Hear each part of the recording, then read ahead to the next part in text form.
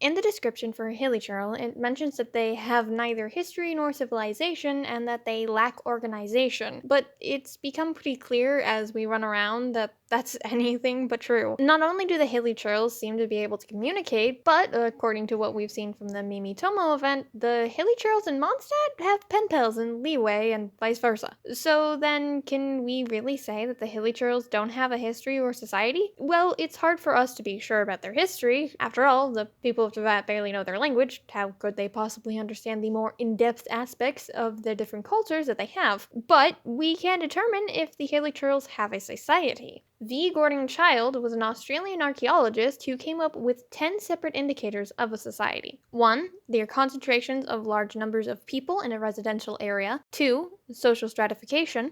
3. Non-agricultural occupation. 4. Economic surplus. 5. Writing. 6. Science. 7. Monumental public architecture. 8. Figural art. 9. Foreign trade. And 10.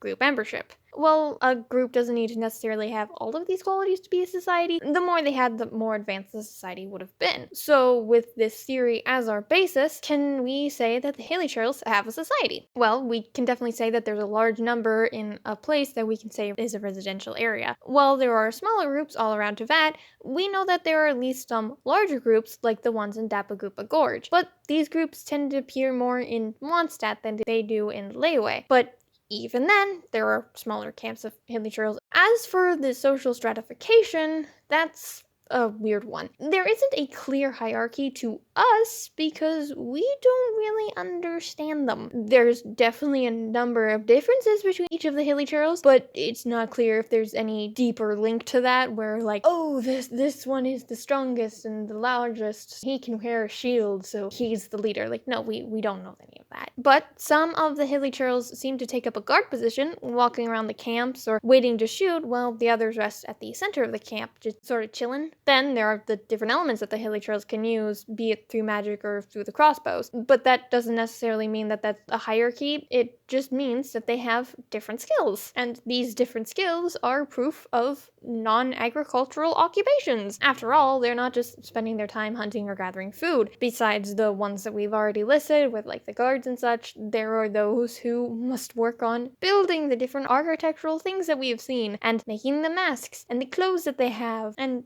so on and so forth. And with the other occupations comes an idea of economic surplus. After all, it's only after a group has access to a surplus of food that they start to focus on other areas and careers. So while they're not exactly trading with money and mora, the Hilichurls must have a surplus of food or something. And we do sort of see this. After all, the Hilichurlian camps we stumble across tend to have barrels and crates where, when you break them, there's food inside. So, those potatoes and wheats are all stolen food. Next on the list is writing. Now, surprisingly, when we don't understand their language, we have no idea what their writing is. But running around, it doesn't seem like there was anything that could be considered writing in their camps. Doesn't mean it doesn't exist, but that's gonna have to be marked down as a no. But the next one is definitely a yes. The Hilichurls have science. Not only do they have architectural skills, but they have created their crossbows and shields and those little slime barrels. So clearly, they have some understanding of chemical reactions, physics, and engineering. But have they used it to create monumental public architecture? Before we answer this, we have to remember the significance of this point. The monumental architecture is meant to be something that the community can rally around and build their identity off of, while at the same time proving that they can work together as a community to create something grand. Think of the Colosseum from ancient Rome. It was designed to show off the society's power and keep people happy so they wouldn't oust Emperor Vespasian or his successor Titus. But it also shows Rome's power and gave the people a sense of identity.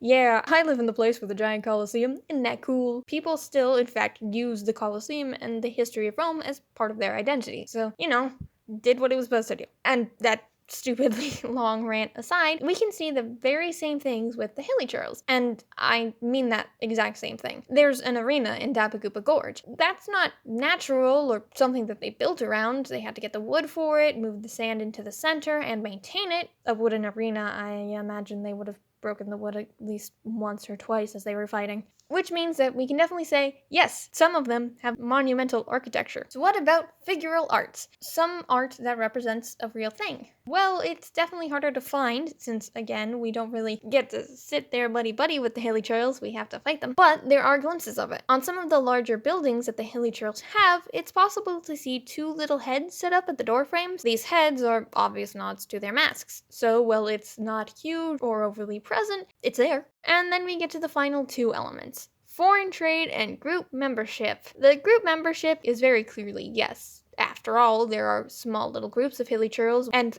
three larger groups, the Sleepers, the Meaty, and the Eclipse, each of which have their own behaviors, like the Meaty group making sacrifices and having this giant cooking pot, while the Eclipse group draws Eclipse symbols and so on. But can we say that there's foreign trade? We don't know if the group trades in amongst themselves. Clearly, they don't mind living near each other, but that doesn't necessarily mean that there's any kind of economic trade. Just like how the connections between the Hilichurls in Mondstadt and those in Leeway doesn't guarantee anything. The same, unfortunately, can be said with the Alliance for the Abyss Order. Sure, there's probably some form of trade, but we don't know what exactly that might be or what's happening there. Just that they're working together. So, well, it's likely we can't check this one off just yet. And with that, we can safely say that the Hilichurls check off most boxes. And it does look like their society is growing stronger. After all, alliances have historically helped strengthen groups, even if it does often lead to the smaller culture being absorbed into the larger one, so they might just become part of the Abyss Order, or at least some of them, because they're not all seemingly working well. This is a rant. This is not...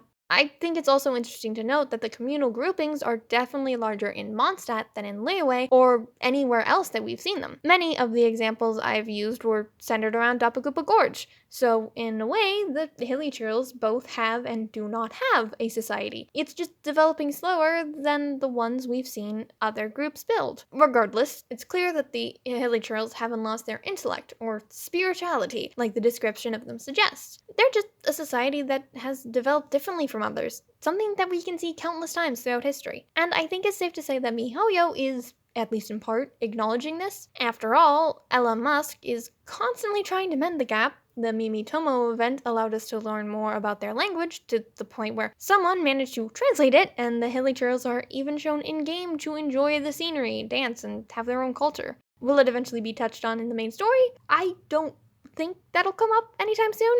In fact, if I had to make a guess, I'd say that learning more about the Hilichurls will remain side quests. After all, if we manage to resolve the conflict and learn more about the Hilichurls, they no longer serve as a basic enemy for us to fight and would need to be replaced, which would be a giant revamp in the world, and that's probably not going to happen. That being said, I think I'll probably still feel guilty whenever I have to fight them.